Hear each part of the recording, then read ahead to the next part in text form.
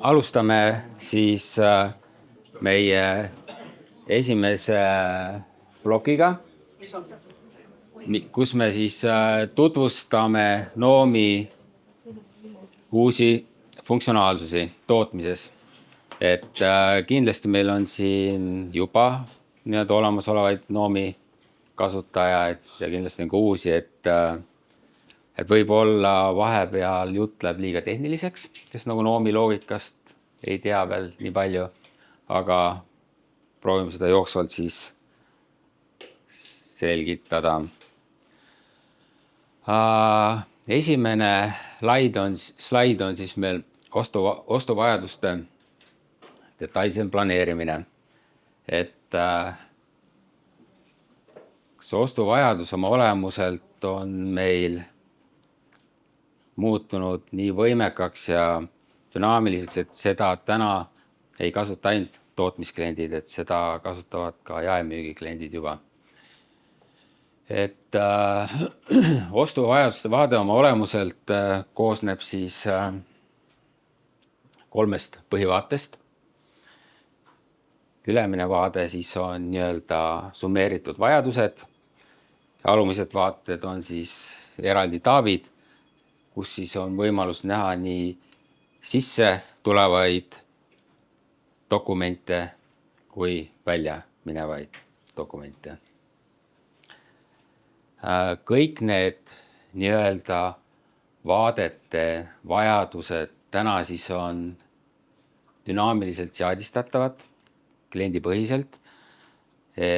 Me saame ise määrata, millised dokumendid siis mõjutavad välja minevaid ridu. On need siis tootmistellimused, saatelehed, nii-öelda müügitellimused, sissetuleku puhul samamoodi, kas me näitame ainult ostutellimusi, mis on sisse tulemas, näitame me sisekäibetellimusi, kui meil on tegemist mitme erineva laoga. Et kõike seda siis on võimalik täna kliendipõhiselt seadistada.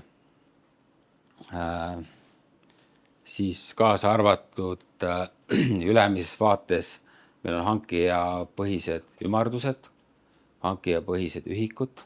Et kui meil on valitud konkreetne hankija, siis me kuvame juba ostetavate toodete koguseid hankija ühikus. Me juba üleval teisendame need vastavaks formaadiks.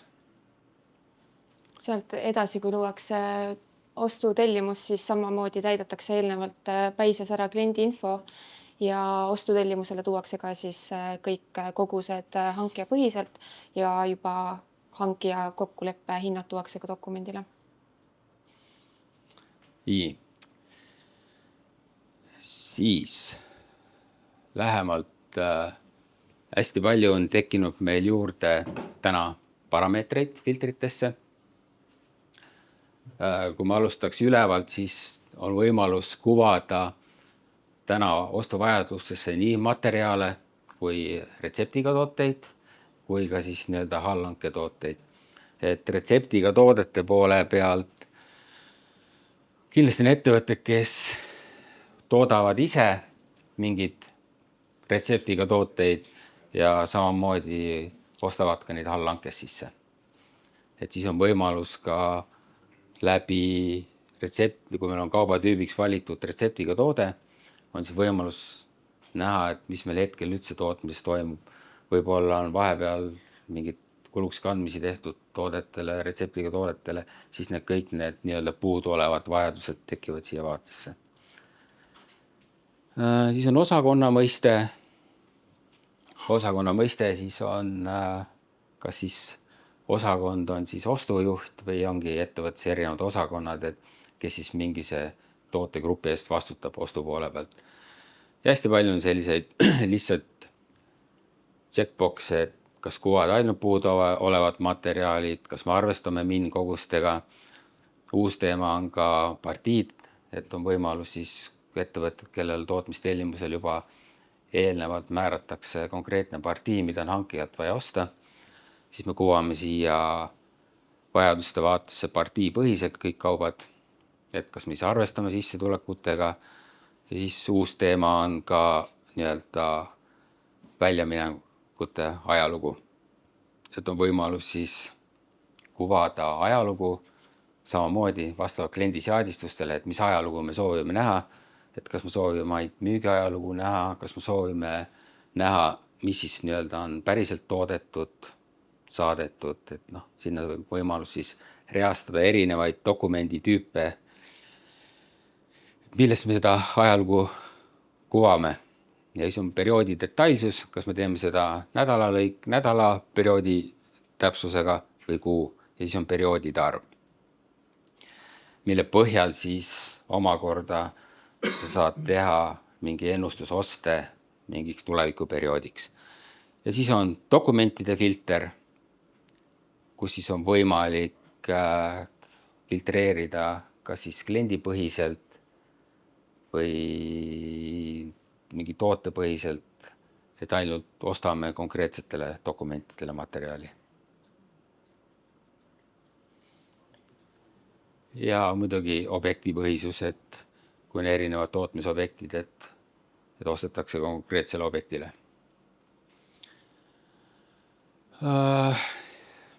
Nüüd üks hästi tähtis teema on dünaamilised kogused, et kõik need ostuvajaduste kogused, mis ülemisse summeeritud vaatesse kogutakse, on siis konkreetselt kannete pealt. Ehk siis iga dokument, mis siis taustal luuakse, sealt tekib kanne ja kõik kogused arvutatakse siis kannete pealt. Mõte on see, et kui meil ei ole nii-öelda jäikasid seoseid dokumentide vahel, et see ostutellimus on sinu oma, et kui tänases maailmas tootmisplaani mängitakse mitu korda ümber, siis täna meil on siin nii-öelda väljaminevutes ridades on tootmistellimused, siis võib-olla me vabastame mingi koguse, anname teisele ja nii edasi, et kõik on dünaamiliselt muutub selles vaates. Seal ülemises vaates on veel see vaja tellida kogus on siis Noomi süsteemne veerg, mis on siis meie poolt ette antud valemitele arvutatud, aga kuna klientidel on ikka erisoovid, et nad tahavad, et arvestatakse nende mingi erinüanssidega, on tehtud eraldi veerg, mis siis on seadistatav vastavalt kliendi ette antud valemile, ehk siis kliendi soovidega arvestatakse ostuvajadustes. Ja nii palju veel selle kliendipõhisest veerust, et kui see veerg on täidetud, võtame me arvesse selle koguse, mis seal on. Ja kui veerg on täitmata, siis tuleb nii-öelda Noomi süsteemne veerg. Ja tänase loogika põhjal vaja tellida nii-öelda veeru loogika on järgmine, et laojääk miinus välja minevad kogused pluss sisse tulev kogus ongi see vaba laojääk. Ja muidugi siit tuleb miinkogused ka. Ja miinkogused ka, jah. Ja siit tuleb ka mängu mõiste periood, et mis perioodiks meil materjali vaja tellida on, et kui meil on poole aasta peale tootmistellimusi, siis võib-olla meil ei olegi mõistlik kõikidele tootmistellimustele korraga materjali tellida, et siis saab seda nii-öelda ajatada. Jooksevad küsimus. Jah. Kui tulevad tellimused, tuleb ju teema, et ma teen pool aastat ette, ma teen diili ära, ma tellin ära. Et kas siit saab nüüd lihtsalt filtrisse vaadata seda aega ja arvestada seda materjali, tulevad materjali 6 kuu pärast, mis tuleb? Noh, selle mõistes seal tellimusel on nii või naa selline seisund peal, mis ei näita hetke broneeringuid sisse, et teda siia nagunii me ei kuva. Ahah, nii. Ja siis on mineviku andmete põhjal prognoosimine. Et nagu eelnevalt mainisin, et meil tekib siit ajaloo kuvamisel tekib dünaamiliselt siia siis n-arv veerge, mis iganes see seadistus sealt tehtud on. Siia me nii-öelda kuvame jooksva nädala kasutatud materjali ja plussis erinevad nädalad või kuud. Ja siin taga on siis eraldi arvutuslikud veerud.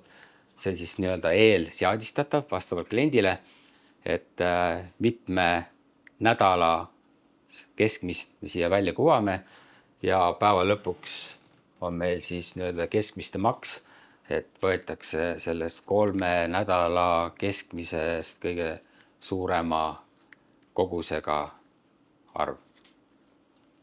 Ja läbi selle siis me saame teha mingeid ennustusi ostule.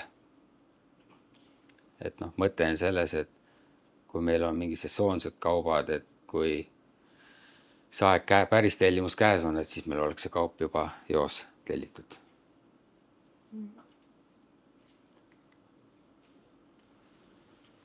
Siis alumine vaade, et välja minevad read. Eelpool mainisin, et see kõik on siis nii-öelda seadistatav, mida kõike me siia välja näitame. Antud näite puhul ainult tootmistellimused, aga võib-olla me mingid materjale müüme ka otsemüügitellimustelt, et ka need tekiks siia, need on ka ju vajadust, neid on vaja ära saata. Siis ka ostupoole pealt me kuvame laojäägi jaguvust, et me näitame, mis maani seda laojäägi jagub. Alates sellest tootmistellimusest meil jääb 5,1 ühikut puudu. Kui me võtame arvesse ka tuleviku sissetulekut, siis me saame toota veel 2 rida, aga päeva lõpuks meil jääb ikka 61 ühikut seda materjali puudu. Ja see kõik summa summarumina siis kuvatakse ülesse vaatesse, et seda konkreetset materjali on vaja. Nüüd nendel igal real on 3 tähtaega või 4, et seal on ka algusaeg, tellimisaeg, materjaliaeg, valmistähtaeg. Ja siit siis läbi hankijale seadistatud parameetrite me hakkame arvutama välja, et millal see materjal peab olema hiljemalt tootmises, et see õigeks ajaks valmis jõuab, millal ma pean selle hiljemalt tellima, et see materjal oleks tootmises. Ja ka neid nii-öelda neid tellimise tähtaegasid, materjali tähtaegasid on siis võimalik täna seadistada, et milles me neid väärtusi arvutama hakkame. Et paljudel ettevõtetel on see valmis tähtaeg, milles me hakkame allapoole tulema. Paljud soovivad, et see oleks algustähtaeg, et see kõik on siis nii-öelda seadistatav. Ma lisan veel juurde, et sinna saab päeva lõtku veel juurde ka panna, et kui näiteks materjali tähtaeg peaks seal olema 21. november, siis saab lisada, et 3 päeva varem peab kindlasti olema materjal kohal, et siis lisame sinna juurde selle lõtku, millega ta arvestab siis selle tähtaja kuvamisel.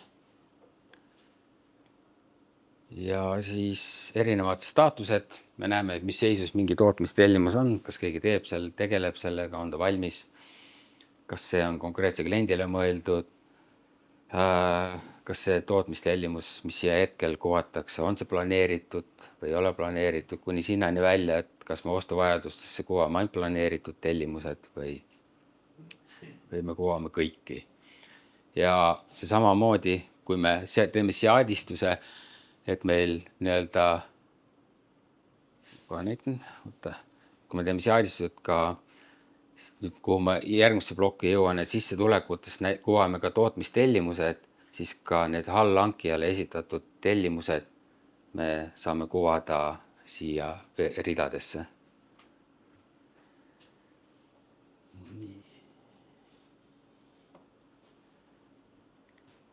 Siis järgmine plokk ongi, et eelmevalt me olime siin välja minevates ridades, nüüd me oleme sisse tulevad. Ehk siis sisse tulevates ridades me näeme kõiki dokumente, mis siis on suunaga broneeringud sisse. Siin on siis näha konkreetselt ainult ostutellimused. On näha, millistele ladudesse need sissetulekud on planeeritud, mis on saabumata kogus, mis kuupäevaks need on nii-öelda ostule kinnitatud. Ja kui meil oleks ka tootmistellimused siin nähtavalt, siis me näeksime ka, et millistest allhankijatelt need tootmistellimused siis on tulemas. Ja segasin vahele. Seda saabumiskuupäeva on siis võimalik määrata kas dokumendi ridadesse või päisesse.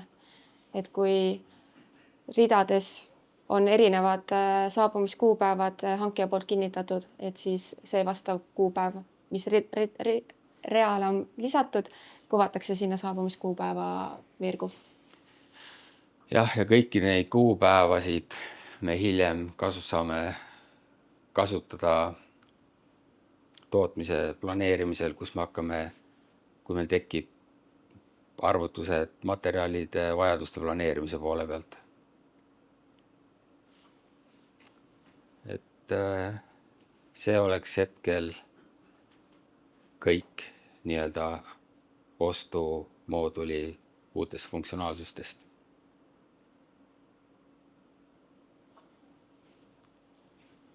Ja kui kellelgi kohe otse mingeid küsimusi ei ole, siis saab pärast hiljem lõpus esitada. Siis järgmine plokk, mis on oletusliku omahinna arvutamine. Et oletusliku omahinna arvutamine baseerub noomise retsepti pihta. Et oletusliku omahinda arvutada, see eeldus on see, et seal taga peab olema alati retsept, ehk siis toote struktuur. Ja antud näite puhul ma lisasin dokumendile 5 maastikuratast, määrasin talle erinevad kogused ja idee, mis ma soovin näidata, on see, et kui meil on tootmises ka mängus seadistusajad, et ju enamus tootmistest ei ole vahet, et kas sul on üks seadistusaeg või see, et kas sul on ühte toodet toodad või toodad 10, siis seadistusaeg on enamasti üks kõigil toodetel. Ja siit lähtuvalt siis meil tekib ka lõpphinna arvutuses erinevused. Nüüd oletuslikku omahinda täna noomis on võimalik see arvutada kahte moodi.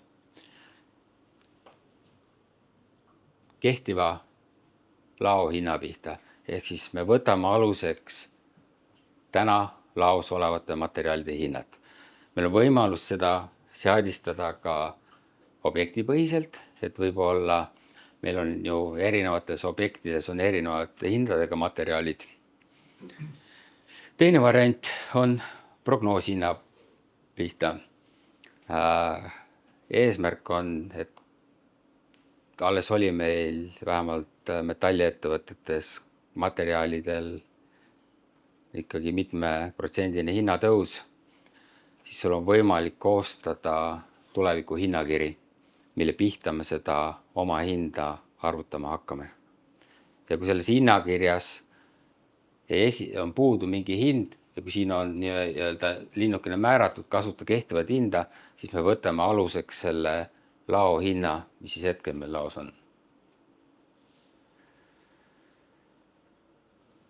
Ja selle arvutuse käigus me käime kõik tema alamtasemed läbi, materjalihinnad, arvutame siin välja ka igale pooltootele oma hinna ja seda kalkulatsiooni siis on võimalik avada, milles see hind siis kujunes.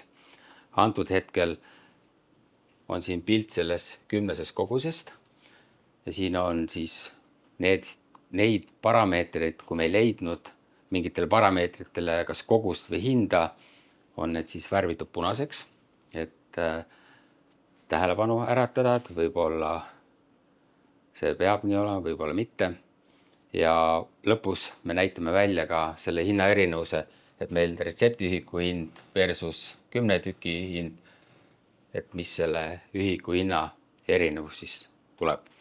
See on mõistlik ka selle sama oletusliku omahinna mooduli, selle funktsionaalsuse oleme me välja toonud ka müügitellimusele. Et kui meil on tootjaid, kes võib-olla on mingi konkreetset toodet tarninud oma ostjatele siin 5+ aastat, siis on alati võimalus, seal on tehtud mingi hinnakokkulepped, siis on alati võimalus ennem, kui ma uuesti selle tellimuse kinnitan, see hind üle kontrollida, et mis selle toote hind siis tänastes nii-öelda teenuste, tööde, materjalide suhtes teeb.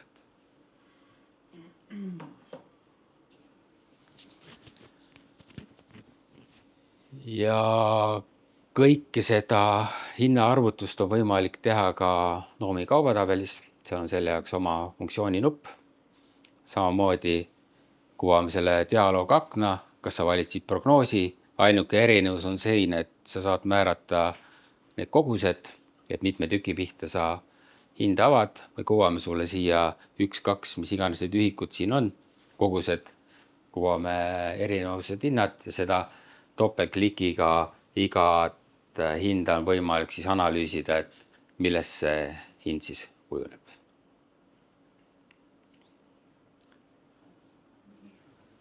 Et see on siis oletusliku omahinna poole pealt hetkel minu poolt kõik. Et ja lihtne kontrollida, et kas meil on täna üldse mõtet seda toodet toota sellistes hindades. Siis järgmine hea tööriist on materjali ressursivajaduste planeerimine ehk siis MRP 1 ja 2. Et eesti keeles öelduna materjalivajaduste planeerimine. Selle funktsiooni käivitades meil tekib siia vaatesse 6 eraldi veergu. Et sõltub sellest, kas sa käivitad MRP 1 või 2, vastavalt sellele tekivad need veerud. Mis me teeme? Meil on siin kuvatud tootmisplaan mingis järjestus, on siis prioriteedi järgi järjestunud, tähtaja järgi ja igale tootmistellimusel on siis kaasatud ka tootmisobjekt. Et kui meil on üks objekt, on lihtne, aga kui meil on mitu objekti või on meil tootmisliinid mängus, siis iga tootmise objekt hakkab broneerima endale materjale. Ja siis on võimalik laopõhiselt, kui me räägime Noomis, siis kui me räägime objektist, see on siis ladu, on võimalik seadistada, et millistest ladudest konkreetne objekt siis võib materjali endale vaadata. Ja kui me selle funktsiooni käivitame, siis meil siia materjali olemasolu kuvatakse kõik puuduolevad materjalid. Ja isegi kui materjalid on ristkasutuses, me arvestame juba eelnevatele tellimustele kulunud materjale maha. Ehk siis kõik, nagu siin hetkel on näha, selle konkreetsele tellimusele on ühte ventiili vaja, siis juba alumisel on 12, mis sest, et tema endale võib-olla kulub ainult 10 tükki või 11 tükki. Et see nii-öelda kogu see materjali puuduolev rida kumulatiivselt siis kasvab. Ja läbi selle me kuvame ka viimase sissetuleku dokumendid. Et kui meil on mingi avatud, kui konkreetne toode on seotud mingi ostutellimusega või mingi pooltoode tuleb mingi tootmistellimuse pealt, siis sinna veergu kuvatakse see kõige hilisem saabumise dokumendi number. Sama on siin see materjali aeg. Me kuvame siia selle konkreetse tellimuse kõige hilisema materjali kuupäeva. Kui sellele, nagu antud hetkel on näha, siin on tärn taga, see tähendab seda, et see kuupäev on sinna nii-öelda oletuslik kuupäev. Et siin ei ole konkreetset mingit dokumenti taga, kus on kinnitatud, et selleks kuupäevaks see materjal saabub. See info on võetud vaikehankija pealt või siis on süsteemselt meil olemas kohe nii-öelda vaikeväärtused, et kui materjali ei leidu, siis arvuta otsa kohe, 16 päeva. Ja mille läbi meil tekib ka ressursside vajadused, mis on eelnevalt planeeritud. Siin vaates me kuvame ka, et kas neid ressursse on saadaval või kas see on üldse nii-öelda planeeritud ressurss. Ja lõpptulemusena me arvutame välja, mis võiks olla selle tootmistellimuse kõige varasem kuupäev. Nüüd igat seda tootmistellimust on ka võimalik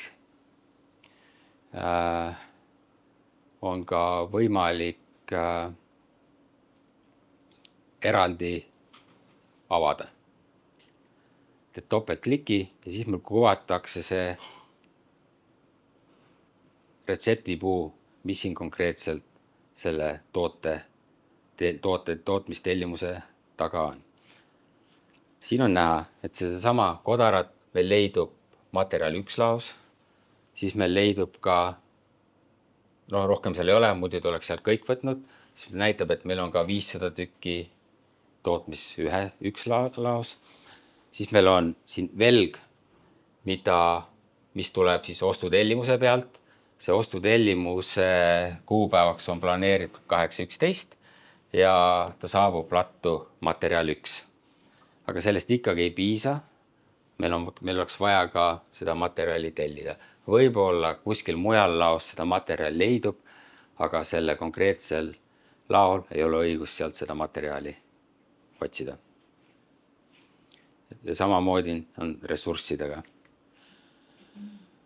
Siis antud hetkel mul on siia kuvatud ka üks terve valmis toode, et võib-olla meil on mingi projekt, millel on n-arv alamtooteid, siis on võimalus ka mitte, et ma hakkaks neid pooltooteid läbi käima, mul on võimalus avada ka selle kogu tootepuu ja siit on kogu täpselt sama informatsioon on, mis ladudes meil materjali on, kuna seda tuleb, mida ma pean juurde tellima.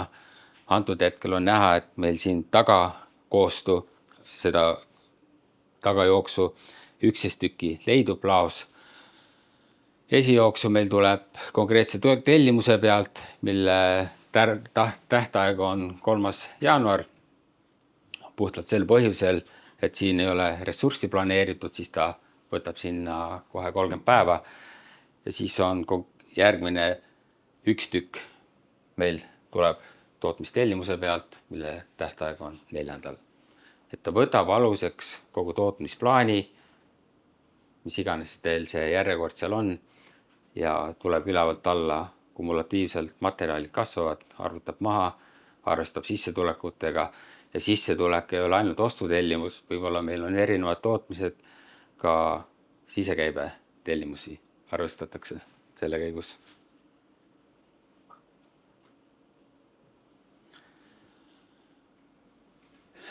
See on siis nii-öelda kogu selle MRP pool. Et paljudes tarkvarades tehakse seda MRP-d öösiti, aga see on hästi mahukas arvutus. Me peame käima põhimõtteliselt läbi kõik dokumendid, mis noomis leiduvad, aktiivsed, kõik laojäägid. See on, jah. Massiline tööde raporteerimine. Et seda on küsitud hästi palju meie käest. Et oleks võimalik siis samaaegselt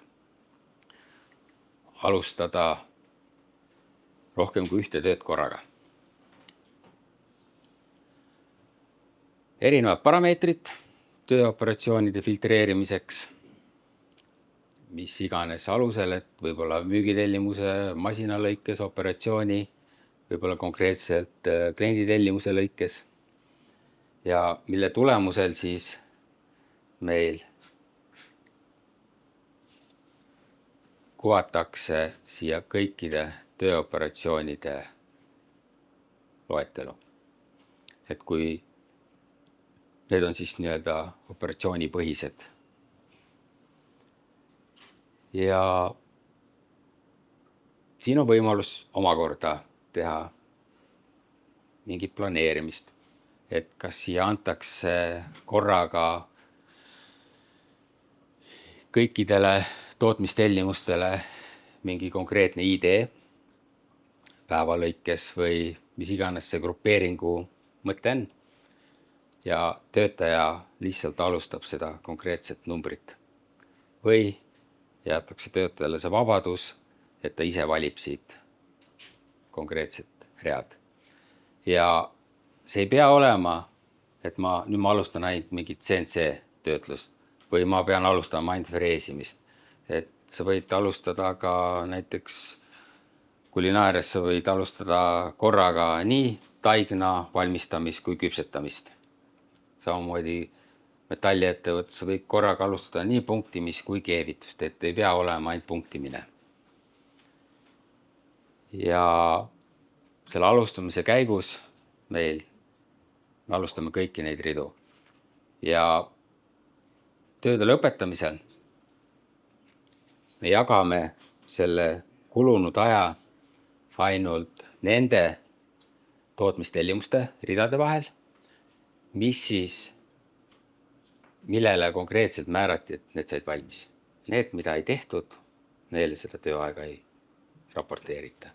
Ja tööaja jagamine on siis proportsionaalselt vastavalt kogusele ja selle normajale. Et ei ole nii, et ma tegin 2 ja 2 ja siis jagame pooleks, et seal ikka võetakse aluseks ka see tööaeg.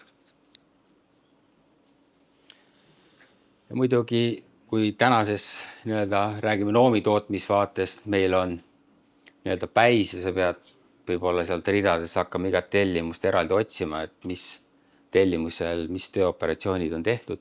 Et siin siis sul on terviklik ülevaade kõikidest operatsioonidest, siis vastavalt staatusele sa näed, et millised konkreetsed tellimused on töös ja millised mitte. Et on terve tellimuse ülevaade olemas.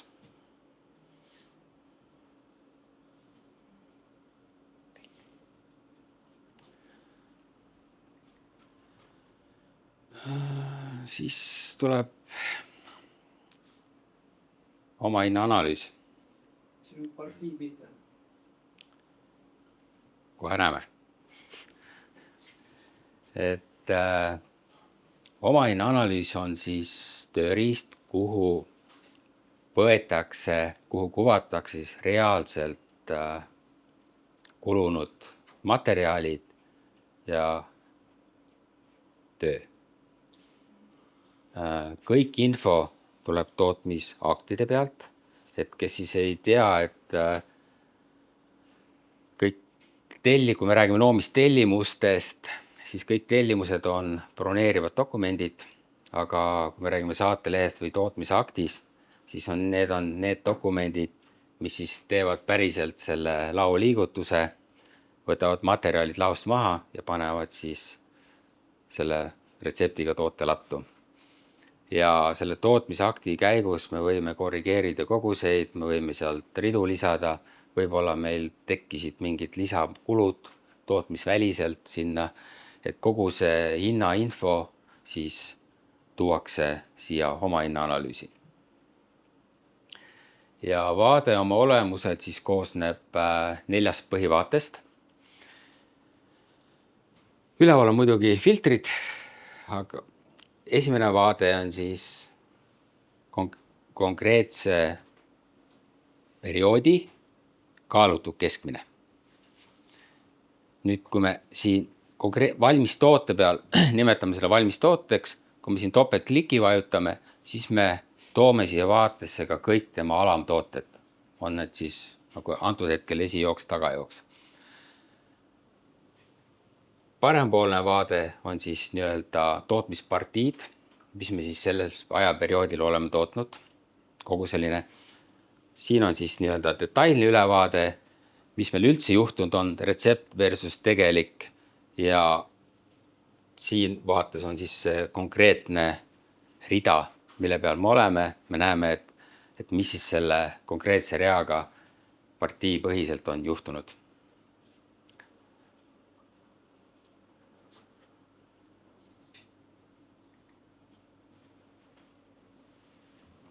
Esimene vaade, et on võimalus määrata periood, siis me toome konkreetsesse vaatesse selles perioodis toodetud kaubad. uus funktsionaalsus on võimalus näha ka avatud kannete pealt oma hinda. Et me kõik teame, et noomis, kõik ei tea, aga noomis on selline mõiste nagu avatud ja suletud ladu. Et me saame ka jooksvalt, et me ei pea ladu sulgema, me saame ka igapäevaselt näha, mis meil mingid tooted tootmises teevad. Et ka avatud kannete pihta. Meil on välja toodud siia, mis maksab materjal konkreetsel tootel, palju on tema teenuse omahind, mis maksab üldse see toode kokku. Siis meil on võimalus siia kuvada ka võrreldava perioodi hind ja kui palju üldse konkreetses perioodis on neid tooteid kokku toodetud. Ja me kuvame ka sinna müügi keskmise hinna, müügihind, mis selles perioodis on selle kaupa müüdud ja palju siis tal on see vahe müük versus tegelik hind.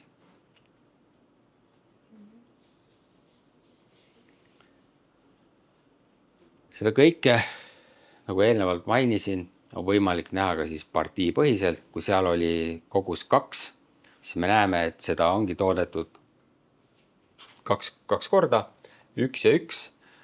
Ja me toome ka selle tootmispartii põhiselt sama info. Kui esimene vaade oli see kaalutud keskmine, siis siin vaates on võimalik näha selle tootmise partii põhiselt, mis siin on, palju on teenuse omahind, palju materjali omahind, kuni sinnani välja, et võib-olla see hinna erinevus on nii suur, et siis võib-olla sel hetkel me kasutasime hoopis teist struktuuri siin taga retsepti. Siis on võimalus siit ka siseneda retsepti ja vaadata retsepti pealt, mis materjale on juurde tulnud.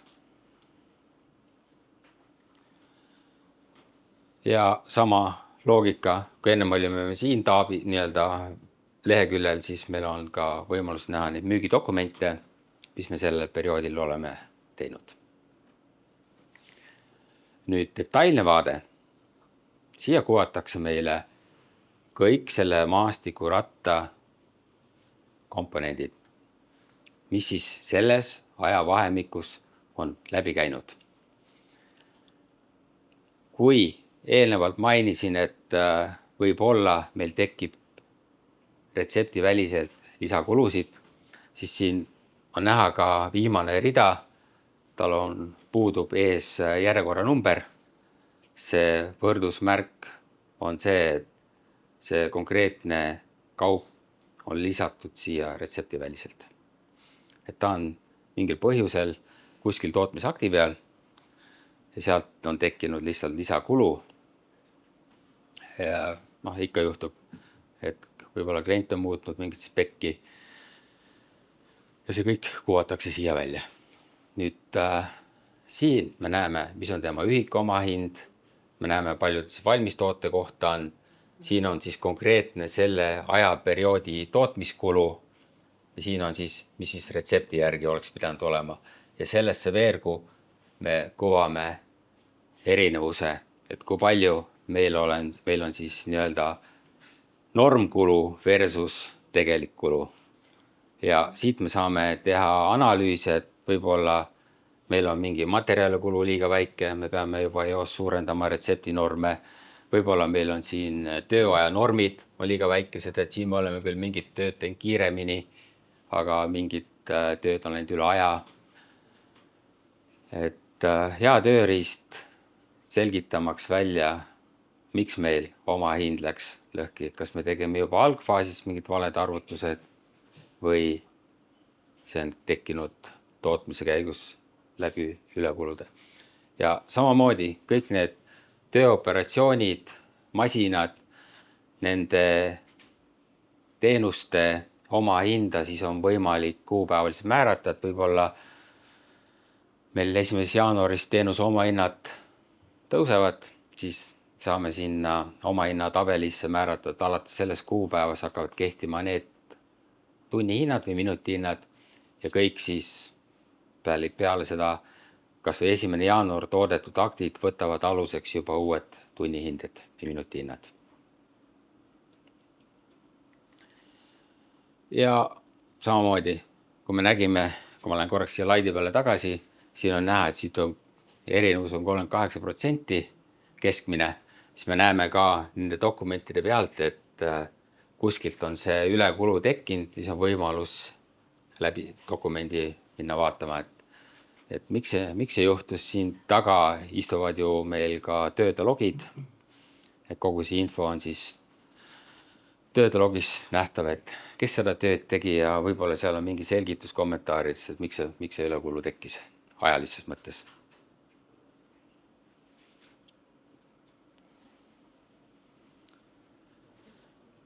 Siis järgmine teema. Ma räägiks sellest. Jaa. See omahinna-analüüsi vaade, et tegelikult ongi ülihea vaade siis jätkutegevusteks, et kas oleks mõistlik mingeid pooltooteid hoopis toota allhankes, hoopis materjalina kuskilt sisse tellida, teha retseptides kogu sellised muudatused, tõsta müügihinda. Kui müügihinda ei ole võimalik tellida, äkki üldse tõsta, et üldse sortimendist toode eemaldada. Et selle omahinna-analüüsi vaate saaks selle aluseks võtta. Siis räägin teile komplekteerimise vaatest, et tootmisettevõttes on päris tihti niisugune olukord, kus kaupa toodetakse, aga auto juba tuleb ette, et oleks vaja laadida. Et selle jaoks siis olemegi loonud sellise vaate, kus on võimalik laole ette anda infot, et nemad saaksid oma tööd ka paremini planeerida. Oleme siis rakendanud siin valitud filtrid, et saab näiteks otsida kliendi või kliendiosakonna järgi andmed vaatesse. Et kui siin on siis välja filtreeritud sobivad parameetrid, kuvatakse siis vaatesse ainult valitud parameetrite read.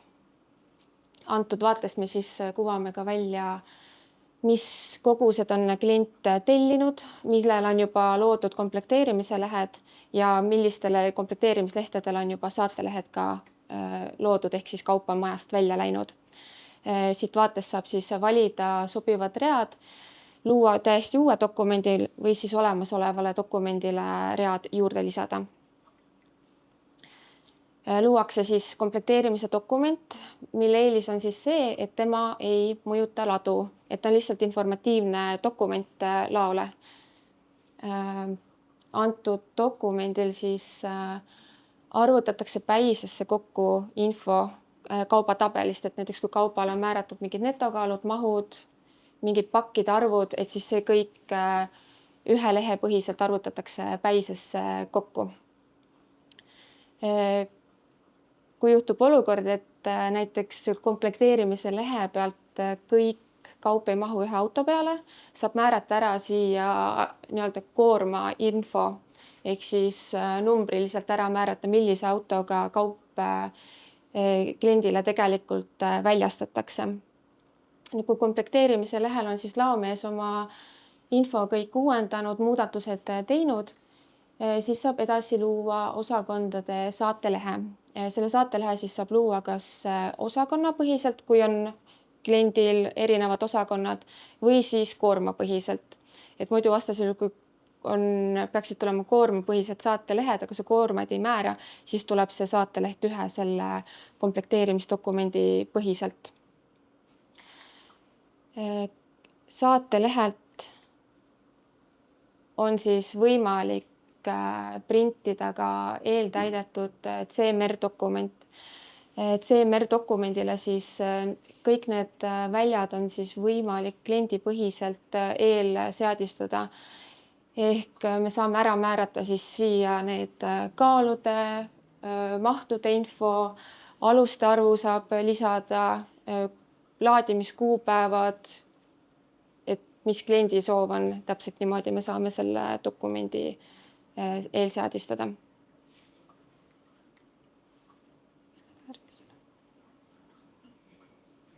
Nii, tahad ise rääkida? Räägi või? Nii.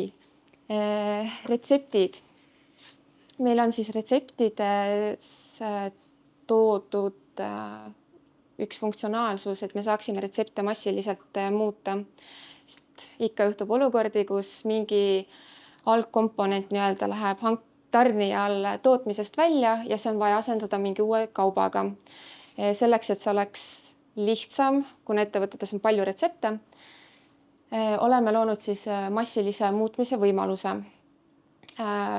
Mõned kliendid kasutavad seda siis selliselt, et siin kiirfiltris saavad näiteks kas siis mingi kauba otsikoodi põhiselt või kaubagrupi põhiselt seda valikut kitsendada, märkida ära kõik retseptid, vajutada käivita nuppu, kus siis avaneb see retsepti muutmise aken. Antud aknas siis saab valida enda jaoks sobiva tegevuse, kas lisatakse mingi uus rida, midagi eemaldatakse retseptis või siis toimub mingi koguse muutmine näiteks. Või siis asendatakse üks kauba otsikood teisega.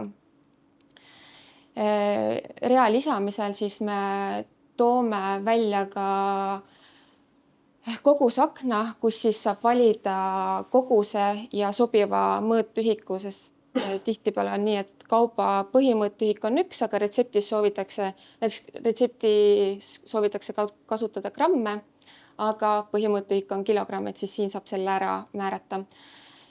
Ja selleks, et retseptid oleksid kohe kasutatavad, saab nad ka kõik automaatselt sulgeda, sest kes viitsib ikka 100 retsepti käia käsitsi sulgemas. 100 on vähe või? Teil on jah rohkem. Et siuke mugav tööriist. Siis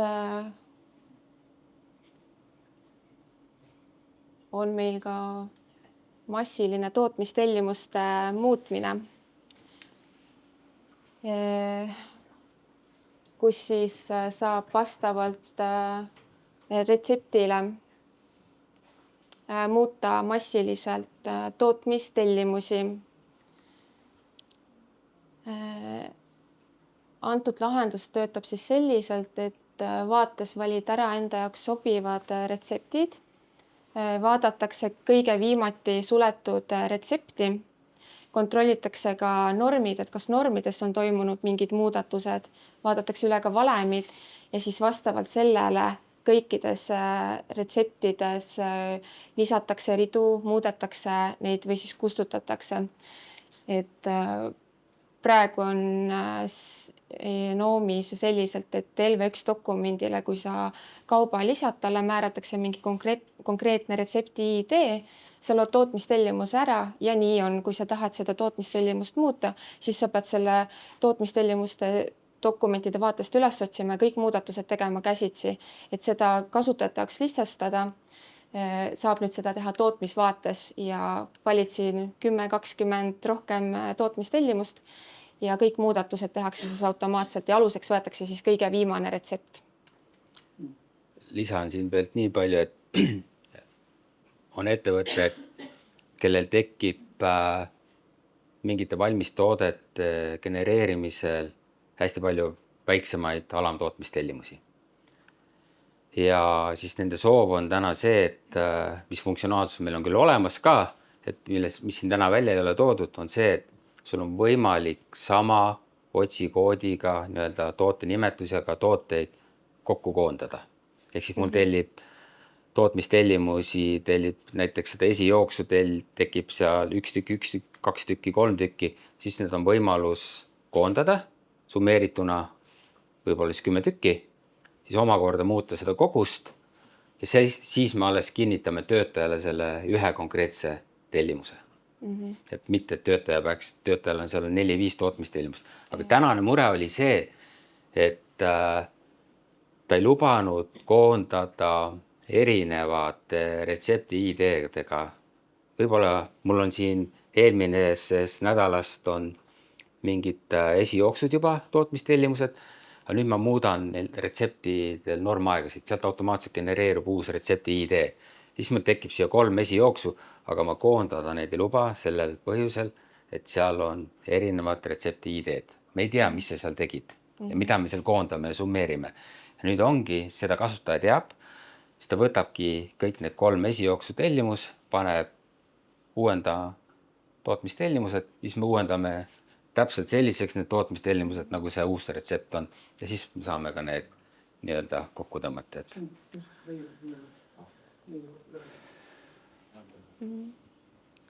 Kõike. No jah, ja kui on mingi prototüüpimine, et võib-olla jooksvalt meil mingi prototüüp juba läheb tootmise sees, seal tehakse mingid korrektuure, siis meil juba päris kliendi tellimused tulevad taga, siis me avastame prototüüpidele, me peame mingi materjali kogused või normaegu muutma, siis me saame ka juba tehtud tellimused need update'id. Nii.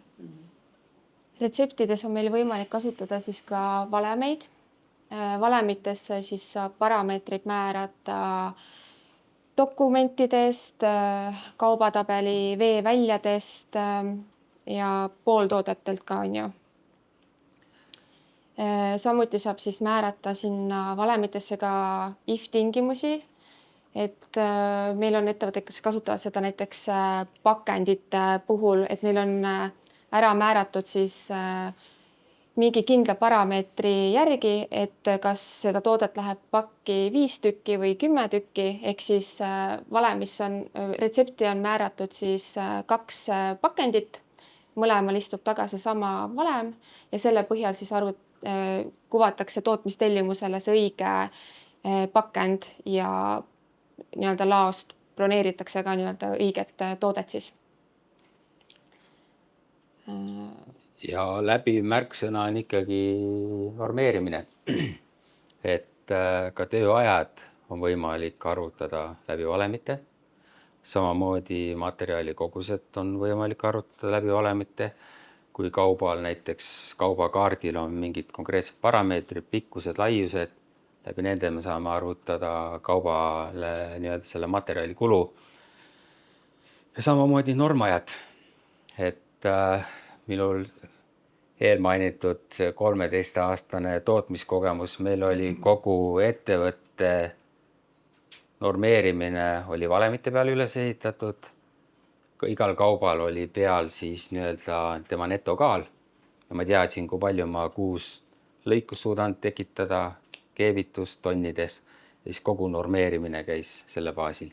Ja kui mingid normid ei pidanud paika, siis valemis oli koefitsient, ma muutsin seda koefitsienti ja kõik uued tootmistellimused juba tulid kas suurema või väiksema normiga. Aga see on nagu lihtne, kiire, sa saad nii-öelda jämeda hõivatuse teada, palju sul üldse tegelikult mingid masinad, ressursid hõivatud on, et seda mikromanageerimist meie tol hetkel ei jõudnud teha, et meil oleks oma ette meeskond, kes normeeriks tooteid. Et jah, muidugi tükitöö on teine teema, et jah. Aga jah, et siinkohal need valemid tulevad abiks. Et meil on üks ettevõte, kelle pole mitte ühtegi kogusse retseptist, et kõik on valemid.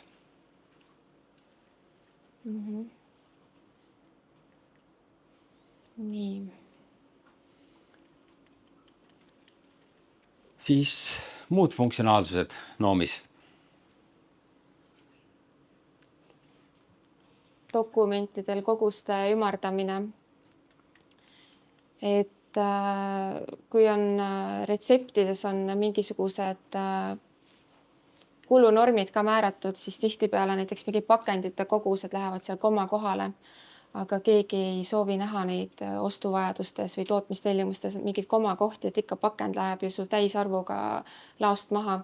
Et selle jaoks, et seda nii-öelda käsitööd kasutajal vähendada, on nüüd meil olemas dokumentide koguste ümardamise funktsionaalsus, kus siis saab kaubal ära määrata, millisel dokumendi liigil toimub täisarvuni ümardamine ja see ümardamine toimub siis alati ülesse. Samuti siis on mingi sisekäibe dokumentidel ja müügidokumentidel soovitakse, et tehakse üks dokument. Algselt oli meil päisesse määratud see objekt, kus siis hakkas broneerimine toimuma. Aga mõned kliendid soovivad, et neil on müügidokumendid broneeriks kohe nii-öelda õigest valmis toote laost kaubad, siis saab samamoodi määrata ära dokumendipõhiselt selle objekti, mis siis automaatselt ilmub dokumendi ridadesse ja klient ei pea käima käsitsi ära muutma iga rea pealt, et sind ma saadan nüüd objektilt A, see kaup läheb objektilt C, et see info tuleks kõik automaatselt. Jah, ja sama teema on ka, kui ettevõttel on tootmisladu ja ka materjalilaod ja ta ei soovi tekitada ladude vahele bürokraatiat ehk sisekäibeid, siis on võimalus, et me juba tootmistellimuse genereerimise hetkel vastavalt siis kauba või kaubagrupi tunnusele me määrame talle juba eos selle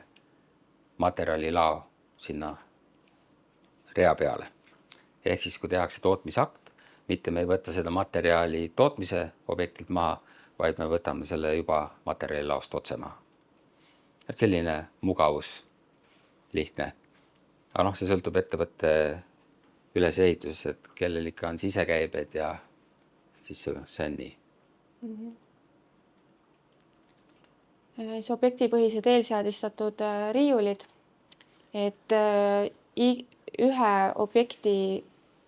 objektipõhiselt siis saab määrata igale kaubale ühe vaikimisi riiuli, kus seda kaupa alati nii-öelda arvel hoitakse. Ja automaatselt siis, kui toimub mingi materjalide liigutamine, kas siis sisekäibaga, tootmisaktiga või mingi müügidokumendiga, siis alati määratakse dokumendile see konkreetne vaikeriiul. Kui kaupa ei liigutata vaikeriiulilt, siis peab kasutaja ise sekkuma ja selle riiuli ära muutma. Siis on tulnud juurde ka funktsionaalsus, et kui luuakse tootmistellimus ja tuleb ette retsepti eelvaade, siis antud vaates on võimalik muuta koguseid. Et kui näiteks vastavalt vabale laojäägile peaks tootma 100 tükki, siis kasutaja saab ise valida, et kas ta suurendab kogust või vähendab kogust. Et varem on pidanud tegema nii, et avame jälle tootmistellimuse või siis tootmisvaates vastavalt koguseid muutma nii, et muutuksid ka siis materjalide kogused. Jah, ja tehniliselt näeb see välja nii, et kui ma mingi pooltoote kogust muudan, siis see vaade pannakse korraks kinni, avatakse uuesti, siis me arvutame ka alamtasemetele sama kogused, mis siis retsepti järgi ette peaks olema nähtud. Või siis saab samamoodi teha, et sa muudad ära, et valmistoote tootmistellimusele seda kogust, mingi pooltoote kogust ei lisata, aga me tootmistellimuse valikul oma. Jah. Hankijapõhiste mõõtühikute ja ümarduste kohta me juba ostuvajadustes natukene peatusime, et siis varustamise tabelis on võimalik määrata hankijapõhised mõõtühikud ja ümardused, et kui hankija mõõtühik on kast, siis sa saad ära määrata, mitu tükki võrdub üks kast ja kui hankija ütleb ainult, et sa võid tellida talt kasti kaupa, siis ostuvajadustes me arvestame ka sellega, et kui sa peaksid muidu tellima 1,5 kasti, siis ta ümardab ja ütleb sulle, et ei, 2 kasti on see kogus, mis tellima peab. Muidugi jah, see sõltub sellest, kas ümarduslinnukene on sees või ei ole. Ja see on ise seadistatav siis, et see on siis vastavalt hankijale. Sa räägid normaalist? Normajad? Kõigene tuleb see virtuaalvälja. Tootmisettevõtete puhul me oleme siis kasutusele võtnud kaubatabelis virtuaalväljad, kus siis kliendid määravad kaubapõhiselt väga olulist infot enda jaoks. Ja nüüd me oleme toonud juurde võimaluse, et me saame neid virtuaalväljasid välja kuvata siis erinevates custom vaadetes, et olgu see siis tootmisvaade, ostuvajadused, sisekäibed ja nii edasi, et saab kasutada ka neid kaubale määratud veeväljasid siis tootmise planeerimiseks. Soovid sa lisada siia midagi?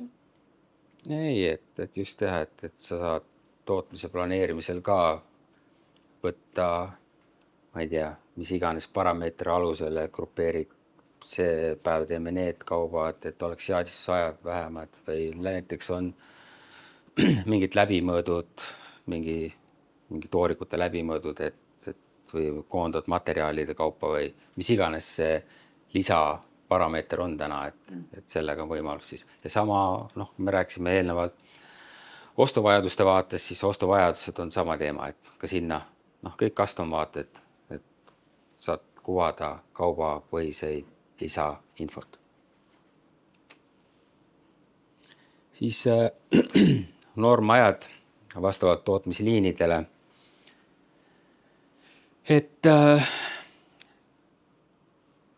meil on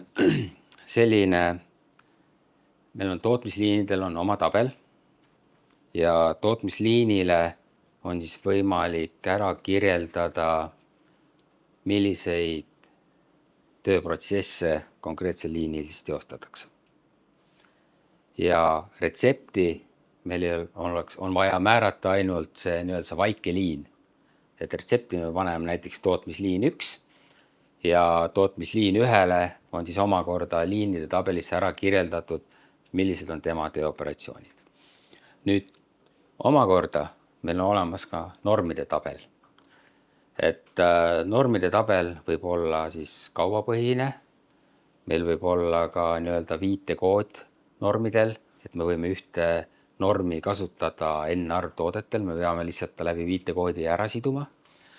Ja normide tabelis me saame ära kirjeldada näiteks see tootmisliin 1, 2, 3, neil kõigil on samad operatsioonid ja siis võib-olla juhtub, et 3. liinil meil on ka 3. tööoperatsioon juures, teisel liinil tehakse seda esimesega võrreldes mingit operatsiooni kiiremini, ehk siis kui genereeritakse tootmistellimust, siis me võtame tootmistellimuse peale selle vaike liini tööoperatsioonid ja normide tabelis ka nende ajad.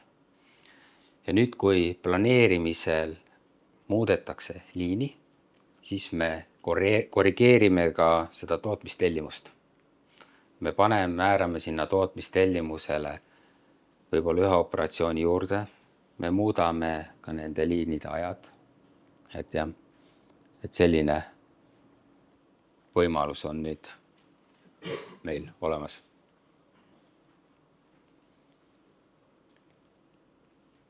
Ja normidest vist on kõik. Ja muidugi normide tabel on ka see, et kui on tegemist tükitööga, siis tükitöö, kuhu me ka teises sessioonis tuleme, et ka tükitöö raporteerimisel me võtame normide tabelis siis tööde logisse vastavad tööajad, kui on tegemist tükitöö ettevõttega. Tellimuste koondamine ja tükeldamine, põgusalt rääkisime sellest koondamisest, et sama otsikoodiga tooted on siis võimalik koondada. Ja tükeldamise mõte on see, et kui läbi müügitellimuse genereerub meil seal 1000 ühiku pihta tootmistellimus, siis on võimalik seda tükeldada erinevateks kogusteks, et võib-olla nädala lõikes või kuu lõikes või et seal 20 tükki teeme see nädal ja siis vastasel juhul, kui me 100 tükki broneerime sellesse nädalasse, siis meil mõttetult tekib materjalide vajadus sellesse nädalasse, tööhõivatus mõttetult sellesse nädalasse ja nii edasi. Siis tootmisaktil automaatne partiide jagamine WIFO meetodil, et kui me siis tootmisakti loomisel, kui meil on partiilahendus ettevõttes, siis akti loomisel me võtame automaatselt WIFO meetodil siis vastavalt laojäägile need partiid külge. Et kui seda konkreetset partiid ei piisanud, siis me võtame järgmise partii ja nii edasi. Et siis see on selline mugavustööriist.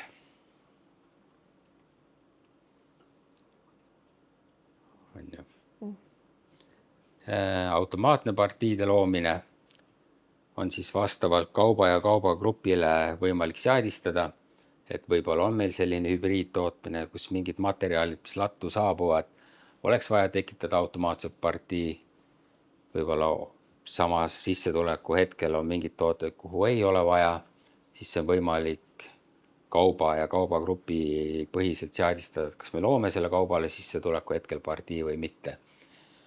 Ja partii loomisel on ka 2 valikut, et kas ma räägin standardsest lahendusest, et kas me partii nimeks paneme konkreetselt selle dokumendi numbri või meil on siis nii-öelda automaatne genekas seal taga, generaator, mis siis kogu aeg jookseb edasi.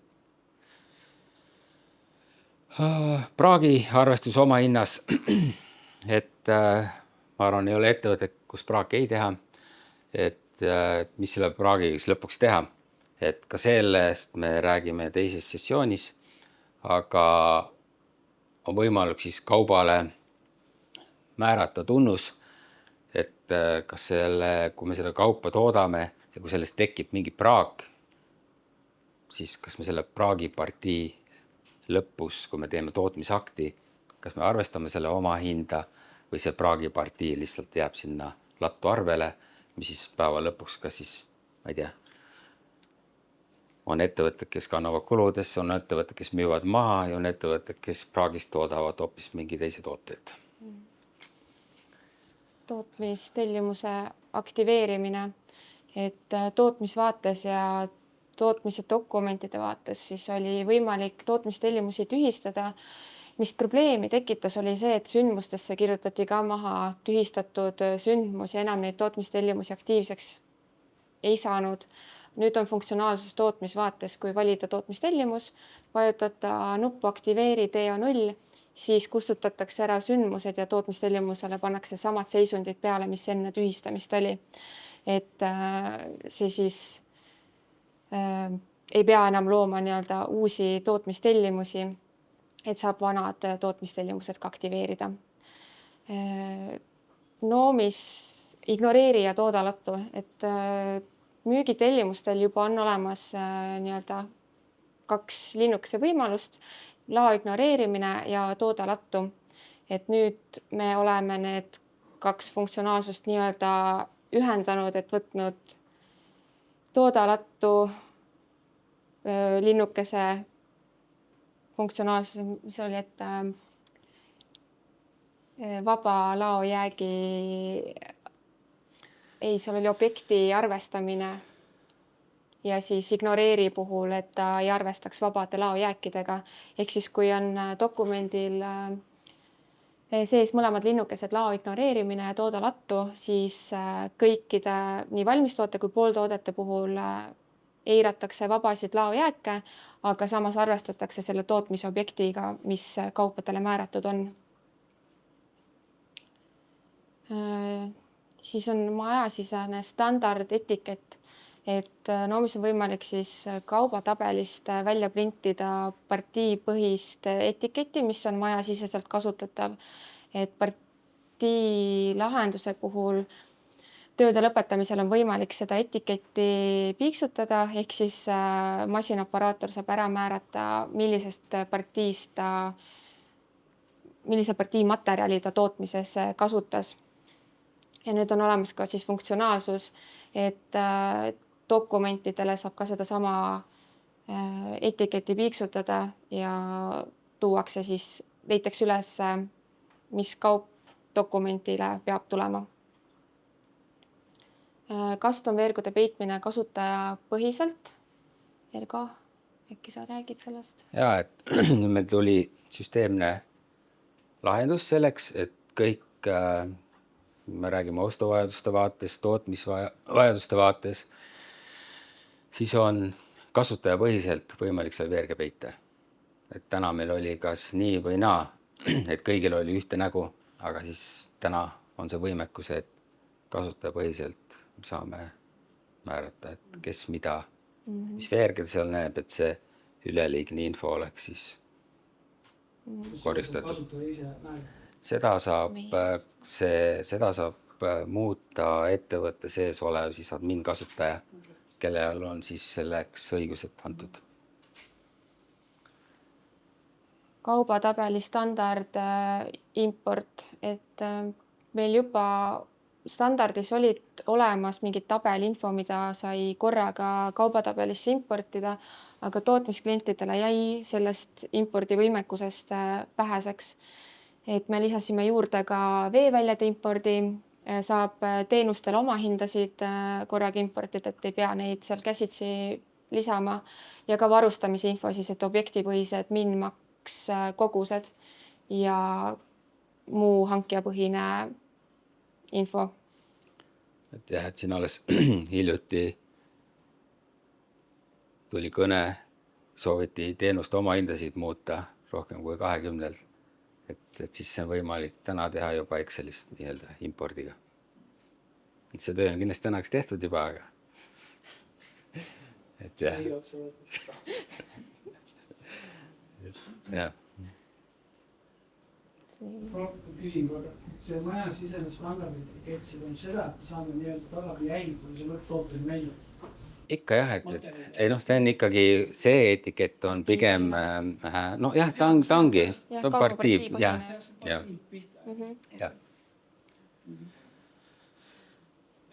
Sellega on esimene sessioon lõppenud, et küsimusi? Et kindlasti infot oli palju. Ja kes soovib, võib külla kutsuda, saame eraldi mingi punkte läbi rääkida, näidata.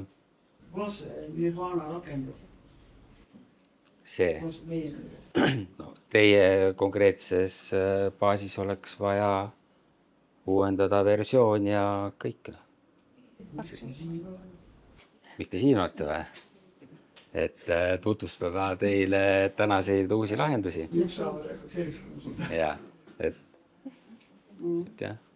Ja teises sessioonis meil tuleb üldse Cloudixi teemasid, mida üldse ei ole näinud.